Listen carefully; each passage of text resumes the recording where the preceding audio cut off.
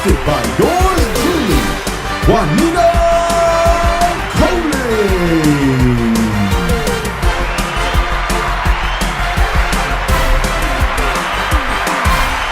Hey guys, and welcome to another episode of Demos on Demand.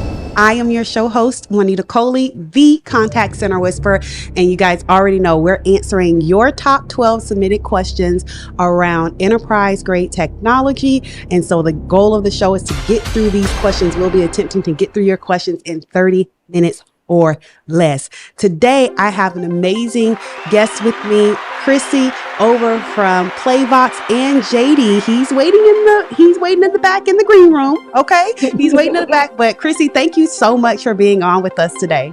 So happy to be here. This is going to be fun. Oh, you have no idea. All right. So thank you again so much for being with us. So guys, you already know the rules. Okay. The show is split into two parts, interview and demo style. The first half is interview questions. Chrissy, you'll be answering the first half of the show. And once we're ready, we'll put the clock on the screen. Okay. We'll put the clock on the screen below.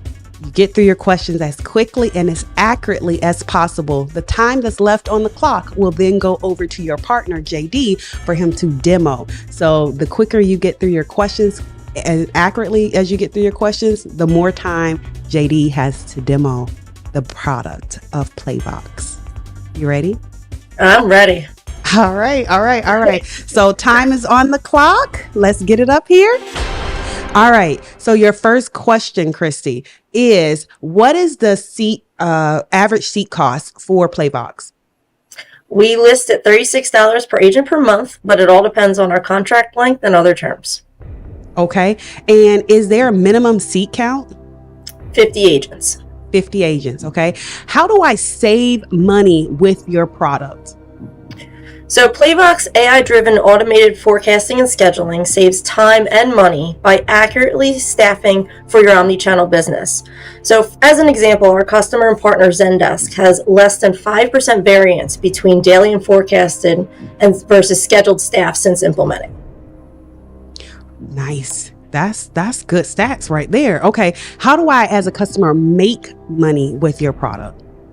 So as I mentioned, our Playvox WFM will help reduce your staffing costs by accurately forecasting across your omnichannel business to avoid all those costs associated with over and under staffing. Playvox leverages exact metrics, not averages, to calculate the needs. Meeting these SLAs enables better customer experiences and long-term customer retention, which is mission critical right now when keeping every customer matters. Happy customers equals growth and continued business. So tell me, what type of channels does Playvox support? So Playvox supports synchronous channels such as voice or live chat, and asynchronous channels such as email, SMS, tickets, cases, social. We really support it all. So now I know I'm going to go into your time, but tell me a little bit more about social. Social, well, yeah, we can take any of your social feeds and your social interactions with your customers and feed that into our WFM solution as well, so you can make sure you have the right staff on that channel to help support that customer preference. Awesome. Okay, next question. We have 28 minutes and 3 seconds on the clock. Okay, how do I keep employees front and center with Playvox? So our Playvox WFM solution has self-service features such as shift swapping, time off, and that really empowers the business to offer more flexibility for staff. We give full visibility into all the important metrics and real-time stats, and that really helps agents to be successful. So the business is able to quickly adjust plans and keep staff engaged and working on the most important tasks. Nice. Okay, so I'm going to ask about customer experience now. How do I keep customers front and center by leveraging Playvox? So I think that the best thing we have for customers front and center is all that real-time data that we provide. So we put that insight into the volumes of interactions so the business can adjust and provide a better experience overall. We also leverage AI-based algorithms that are built for digital and multi-step. So that creates a more accurate forecast out of the gate. Nice. Better forecast, better that you can plan for the people to be there to serve the customers when they're needed. I love it. I love it. Okay. Last question. We're at 26 minutes and 55 seconds. You're doing well. Okay. So technology is rapidly advancing.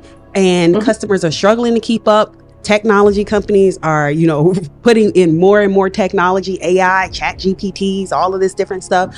How does Playvox determine which technologies to implement in their solutions so that their customers can stay up to speed and compete? So we are customer obsessed. We stay very close to our customers and understand how they're evolving with technology, and that way we can work it into our roadmap when it makes the most sense. Nice. Pause. All right, we are at 26 minutes and 19 seconds left on the clock. I don't know, Chrissy, you did amazing. These other companies got a little competition on their hands. Okay, let's see how JD does. Chrissy, thank you so much. Hang out in the great green room with us, okay? Well, I'm going to bring JD up and see how this demo goes. Let's go, JD. Let's go, JD. I'm set. All right. Chrissy left you 26 minutes and 19 seconds on the clock. You got time, okay? I got time in my hands. All right. So you know the rules. I'm going to unpause the clock. Once I unpause the clock, you have 26 minutes and 19 seconds left to show me your product, okay? What I generally want to see is I want to see the general UI. How easy is it to navigate around? I also want to see the channels that are supported, some of the channels that Chrissy mentioned, if you can show me that. Would love to see reporting and the reporting capabilities and something that you feel is just truly unique to the solution, okay? Awesome. All right. So let's unpause this clock. I'm going to go to the screen share. So you have your screen up and ready, and let me move the clock out of the way so that we can see your screen. All right. And you ready? I'm set. All right. And go. All right. Well, happy to meet everybody. I'm JD Horton. Spent 22 years in the contact center business in workforce. So I'm a workforce geek. Happy to kind of go as deep as you ever want to go in the future. But to get started, I've got one slide. And really, it's kind of where we come from and how we're built. So we're digital first, cloud native, culture forward, right? A lot of people use those buzzwords. But the key part for us is we've never been on-prem. We've only ever been in the cloud. So as you mentioned, how do we meet the new customer demands? We were built from the ground up for digital channels, not trying to shoehorn everything in to look and act like a phone, right? My grandmother is a switchboard operator. That's the beginning of a call. That's the end of a call. Digital channels, we've got things like first touch, first contact, first resolution, total resolution time. What if it's a phone call that turns into a case, or an email that now has a ticket that goes across from a mainline team to a billing team to a fraud team? Collecting that handle time, all of it from a real-time feed, not a wrap-up that's coming 6 minutes or 60 minutes or an hour or something later. Getting it all in a real-time view gives us excellent reporting at a micro level, all the way wrapped up to a more macro level. Yeah. So with that in mind, I'm going to actually start out in our agent and supervisor interface. I'm a live agent, but I don't have any same-day performance metrics. I don't take calls on a regular basis, but you can configure what you'd like to show. You could show an agent their handle time, calls in queue, all kinds of different things in here. This is a UI that it can be logged in, either directly use a single sign-on or direct line sign-in, but I can view my schedule for the next 7 days. If you want to allow them to see peer teams, I could see maybe if my buddy Vance is on vacation this week, right? It's not going to show me he's on vacation or if he called out, but I can see if somebody's out, if I can see peer teams. And then whatever metrics you want to show somebody, you can show them. If you set a goal, if they're making the goal, it's going to turn green. If they're missing the goal, it's going to be red. And if it's just reporting that goal or metric, it's going to show blue to let us know that we're just reporting it. We don't have a greater than or less than target. I can see any shift swaps, leave, time off I've got set up. There's a lot of menus, which I won't be able to get to all of them. But as a supervisor, you can also, if you want to allow them to be able to make changes to agent schedules. So for example, if I wanted to select, easy for me to say, there we go. Let's say Anastasia and Anthony. Today's a slower day. I want to put some voluntary time off, partial day, and it begins at 2 o'clock in the afternoon. I can make updates, I can add meetings, I can add all kinds of things, but we've also got some automation that'll help that work a little easier for you when you're planning ahead on those. right? Now, inside of here, as an agent, as far back or as far forward as you want to publish schedules, we'll be able to see them. If you want to do static start and break and lunch times, you can do that. If you want to do variable start times and breaks and lunch times, we can rotate through different types of work types. You can even say, I don't want anybody doing something longer than or less than a half an hour or longer than 4 hours in a day. And we can meet all of those different things, whatever hours you want to use. Shift trades, we can automate those. We can set up rules around that to say that what if it's outside of business hours? What if it's going to result in overtime? Approve, auto deny, or pend, or allow it to be escalated up through the team. It's also a two-way shift swap. If I wanted to trade away a particular shift, maybe I'm taking Wednesday morning at 8 a.m., I don't have to accept the midnight shift for Wednesday or for Thursday, right? We can allow those. If we leave the days blank, it's just our regular days off. If we use RDO, which is regular day off, agents can also trade days off. So there's a lot of different ways to fulfill that. We also have some overtime automation. If we publish additional hours, I can look for just specific tasks. Maybe I don't want to be on the phones. I'll be happy to work emails or cases or chats, but we can look for any available times. If I've got the skills and it falls outside of my regular schedule, I'll see that there's days and times that are available. If there's a time slot here, I can click on it. Maybe it's working email cases. I'm willing to work after my shift for an extra hour, hour and a half, right? I can select that and it can automatically go into my schedule, right? So a lot of things. Where can we do automation, right? And we automate a lot of things, forecasting, scheduling, real time, really across the board. Agent time off, you can set up different calendars. They can do partial day requests, full day requests, all kinds of different pieces like that. Integrate with a lot of the HRS platforms.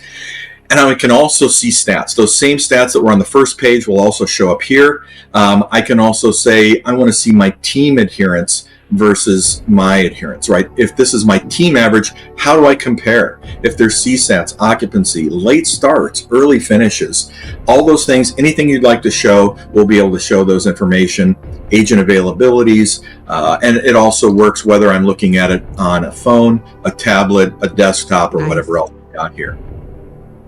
All right. Nice.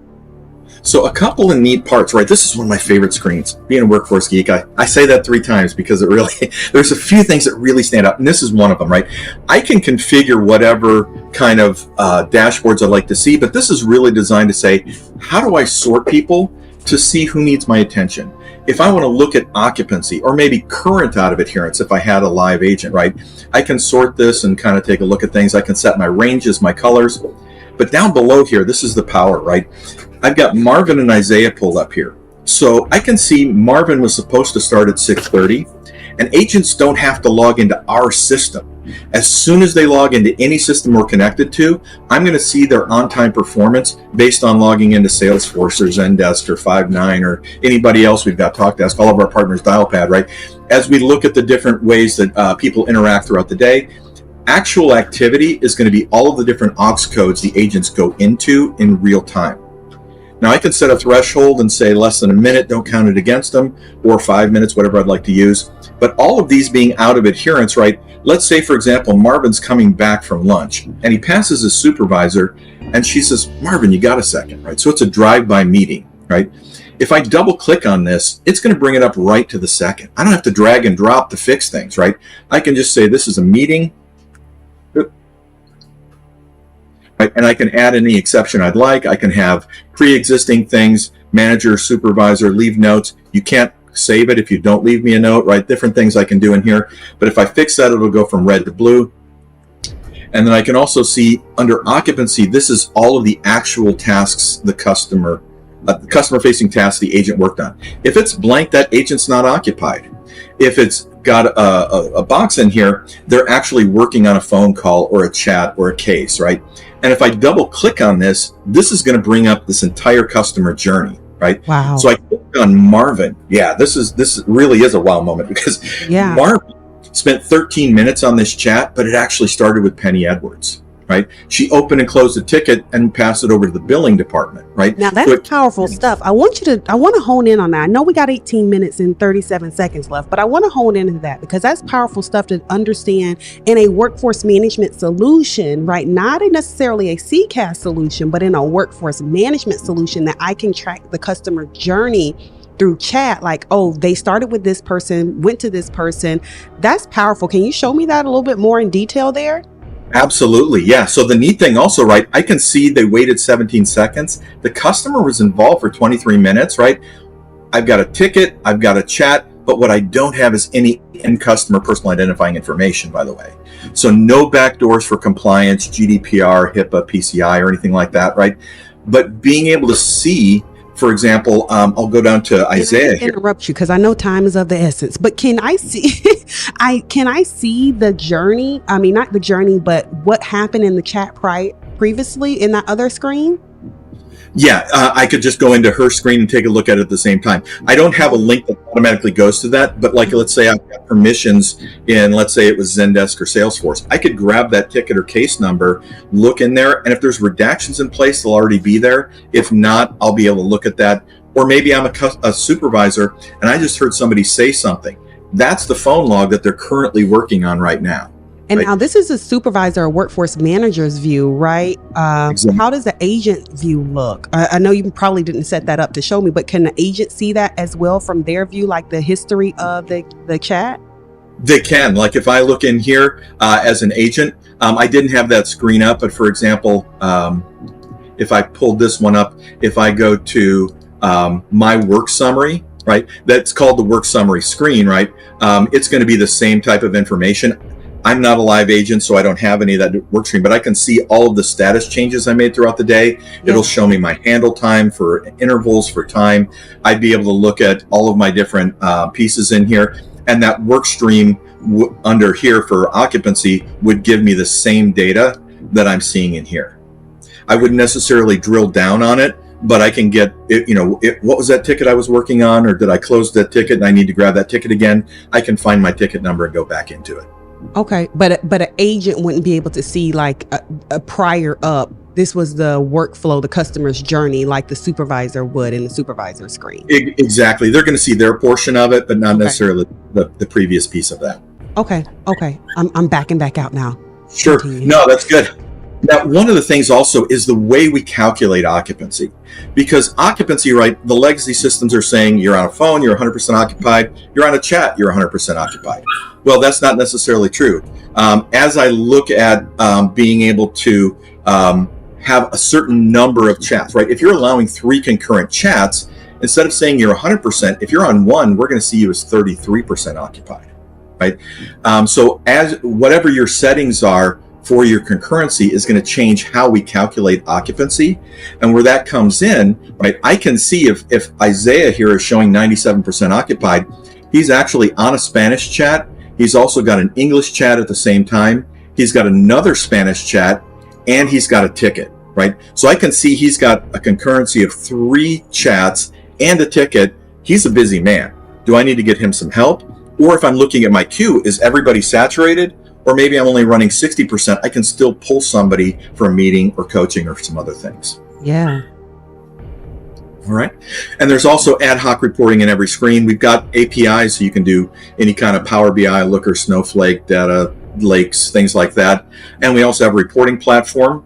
But kind of jumping into a few other things, another real-time screen, being able to see inbound arrival patterns. I can have different metrics depending on the inbound workload type, chat, email, phones, what's important to me, and then what's driving that, right? Is it my attendance? Is my shrinkage? Is my late starts, right? And we've got some automation to help move people around as needed also. Now, what are you guys considering real time at Playvox? So on this screen, it's literally like as I make changes to the tickets or to the other pieces, it's coming across. As I make changes to my status or my aux codes, it's coming across pretty instantaneously. Because we're not going server to desktop client to browser. We're cloud to browser. There's no desktop client. We don't care what the operating system is. There's nothing to install on the local machine. So it's going to be as fast as the internet can run. Okay, so when we say real time, are we saying 1 second, 2 second? Is it a 3 second It delay? depends on the platform. Like, for example, I've got mine. If I change my agent stats, it's probably 1 to 2 seconds, and I'm in Pensacola and looking at. I'm in the Sydney, Australia instance, right? Okay. For Zendesk and things like that, I'm seeing that within a second or two. For some platforms, they may not give us a polling for until 15 seconds or 30 seconds. So it's as fast as that system can give it to us. Most of the modern digital platforms can give it to us pretty instantaneously. Okay, awesome. Okay. Right. Forecasting flash here. This is the forecasting output page. Literally everything on this screen can be done with zero human interaction. Now, that doesn't mean you can't. You can absolutely get as involved as you'd like. I call it the housekeeping. But the settings I've got is I've got mine set to say ignore the last 7 days. So once a week, I can look at my historical pattern summary and say, is there something strange that happened? I need to take that out of my model, right? Backhoe hit a trunk line down the street, right? And I didn't get any calls for the morning, right? I can change up and say, I want to remove that. We've got automation there too. If you're plus or minus 20%, it's going to turn orange. Plus or minus 40%, it's going to turn the skill red for the day.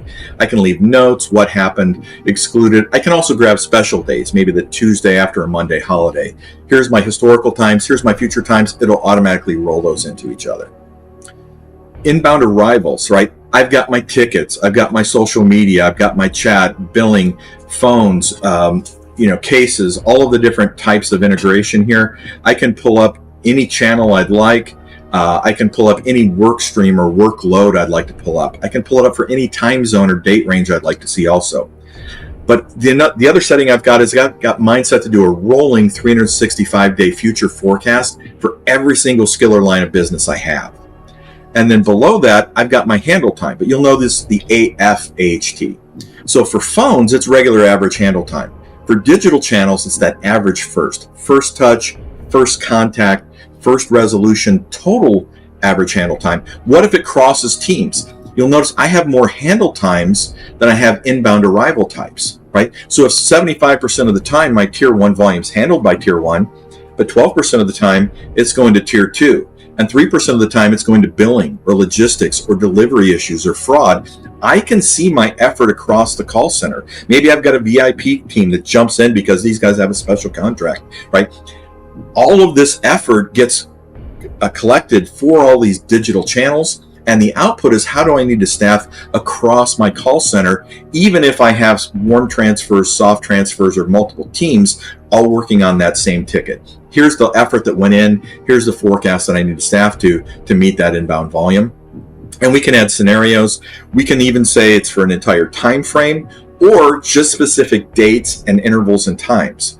You can go in 1 minute increments to say between 1:15 and 1:48, right, is when I want to bump this handle time because I know we've got something that happened or something that's breaking or we've got a commercial that's going to be played on Days of Our Lives or something, right? So those kind of things, right? I don't know if that's still on the air or not, but it just popped into my head here, right? And so a lot of different ways. You're dating yourself. Yeah. So scheduling screen, I've got actual multiple days pulled up here. I can also scroll forward or back by day. I can see things like my overall schedules, any additional hours. If I've published overtime, it's going to show as additional hours unallocated if it hasn't been picked up.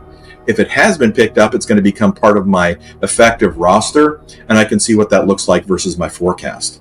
I can look at things like coverage tables, predictive service levels, templates, user availabilities, how much time is somebody being scheduled by week, right? I can pull up individual lines of business, but I can also go down here and sort by teams. This is true in just about every screen we have.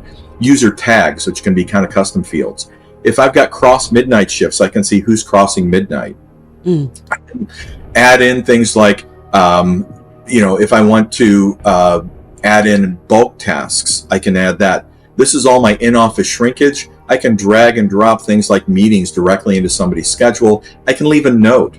I can clone things. I can move people around. This is my overtime or my in-office pieces. If I add overtime, I can actually configure it to say, if somebody called out Monday and they're making up time, it's standard time.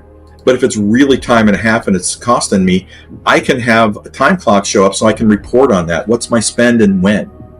Nice. Out of office, drag and drop. I made it boring gray for all the planned stuff, right? But no call, no show, things like that, bright red, and regular day off. If it's their regular scheduled day off, and I put a container in here to hold that, they can trade their days off. I can optimize. Changelog is going to give me things like, who made changes and when, right? If I want to roll it back. And I can also optimize workloads. So if I've got higher priority VIP things, I can say take them out of lower priority tasks, put them on higher priority tasks, and be able to view that. And I can also see like what's my overall staffing. Looks like I'm a little understaffed in my escalation tier, but everybody else is overperforming, right? So I can view that by any interval, even as I kind of scroll out and look at different pieces here. So a quick time check here, JD. We are at 8 minutes and 3 seconds. I would love to see reporting as well. So definitely want to see that for sure. Yeah. So the two things I've got left, I've got some reporting and then capacity planner. That's one of our special pieces. I'm saving the best for last here. So for reporting, the neat thing is, we've got a ton of reports, but rather than have funky names and you got to remember what they're called and what's in them, we've created them all as dashboards, and then we group them based on the type of information. So this is a schedule summary. So this is all going to be a team level view. I can pull up by team and say, what does this team look like versus that team? Under preferences here, if I want to change the way I calculate shrinkage, I can say exclude unpaid time, right? But all of these... I was going to ask you about shrinkage. So I'm glad you went into that. Go ahead. Yeah, so as a mind reader, that's what happens when you spend enough time in skill set, right? Know what the leadership is going to ask, right? So as we get here, right, I can look at my rostered versus my actual. I can drill down and say, what's my productive time? And what about my on queue versus off queue, right? Now, can I pull that in a report feature? Like if I want to just see the shrinkage buckets and categories? Exactly, right? So when I do it by exporting it here or the data table, I'm going to get all of this as an Excel spreadsheet or a CSV with all of that data in here, right? Ad hoc reporting in every screen, right?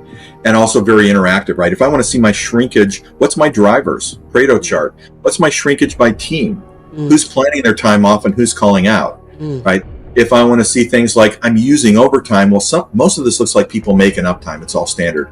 So I've got 58 hours of time and a half, and it's going to happen. It all happened on October 24th, and it was on these two teams, right? And then I can go and look in the forecast to see what the note was about that day of what happened.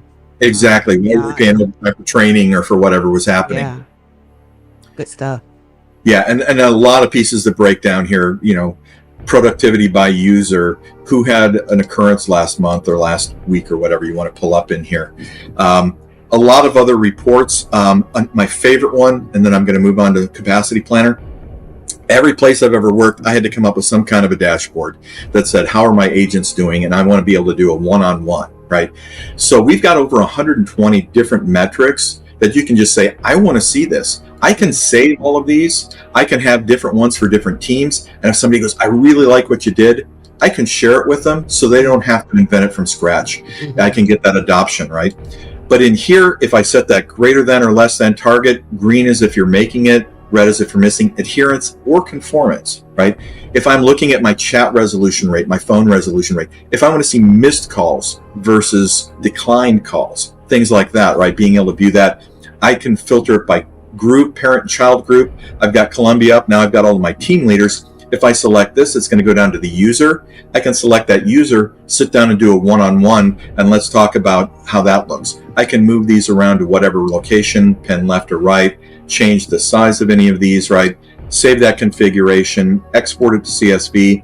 But if I want to sort by late starts, looks like Maya's my problem child for this week, right? I can pull this up and it's going to bring up just Maya's stats for this time frame, and I can view it by day, right? So really, because we've got that real-time feed, we can get things at a micro level, but we can also get it at a macro level. All right, Playvox, I see y'all. Okay. Capacity planner, one of my favorite parts also. So the neat thing is, right, people will give you, hey, here's your budget, just divide it by 12, right? Well, I'm going to spend differently by month. So I can actually say, if I'm overstaffed, do I want to increase my shrinkage or increase my training or increase how much leave I want to allow? So I can look down below here, see my Excel chart looking piece, or I can look at my graph. And if I want to add leave or shrinkage, I can increase or decrease those as I need to by month. So maybe if I've got a time that I've got some attrition and I'm understaffed, maybe I want to decrease my training or other things. Now I can cover it or use less overtime. We've also got a heat map that as I'm looking forward at my time, right, this brings it up by month, but I can also drill down and say, show it to me by day or by interval. So if I'm overstaffed in some and understaffed in others, if I've got multi-skilled agents and I can pull somebody out of maybe chat and fraud and logistics and put them on the phones, I might not need to cover that. But if I need to do a new hire class, I can also say, we're using their actual labor statistics to say, how do I get what I need, right? If I'm looking at maybe from when I want to start a class, do I want to use 10 4x10s or part-times or 5x8s? What time zone, what team? I can select multiple teams. Maybe it's my German speakers. Maybe it's my fraud teams, whatever I've got in there. We've also got nesting involved. So I can say, this is when they're hitting my payroll, but they're not necessarily productive yet. How many weeks until they actually start showing productivity? And all of it easy to get to, easy to use, and so much automation, but you can always override that. How am I doing on time? You're at 2 minutes and 34 seconds. All right. Well, that's everything, but I think I missed it by a couple seconds then. You missed it by just a couple seconds, but listen, when I tell you this demo was everything, it was everything. Job well done, Playvox, JD, Chrissy. All right, let me pause the time. So you're at 2 minutes and 30 seconds. Let me bring Chrissy back up and wrap the show. 1 second.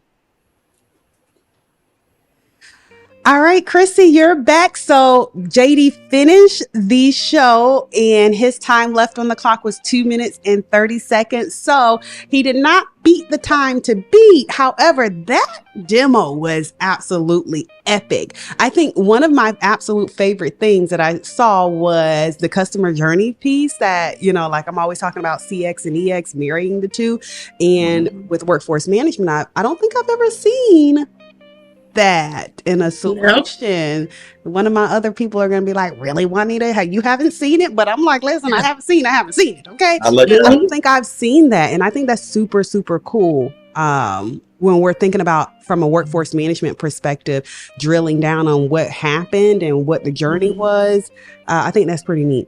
So thank y'all so much for hanging out with me. You could have been anywhere in the world, but you decided to come hang out with me on Demos on Demand, and I really, really appreciate it. Anytime. Thank you for having us. And shout out to my lucky charm. Yes. There you go, buddy. It's the workforce management dog. Yep. All right, y'all. Hang out in the green room with me. I'm going to wrap the show, and then I'll be right back over to you guys. Okay? All right. Thank you. Was that not epic? That was so fun. Absolutely an epic show, guys. Thank you so much for tuning in with me on another episode of Demos on Demand. Until next time, let's go impact EX, let's go impact CX, employee experience, customer experience, and let's go take over the world. Talk to y'all soon. Bye. Thanks for watching. Make sure to tune in to the next episode right here on Demos on Demand.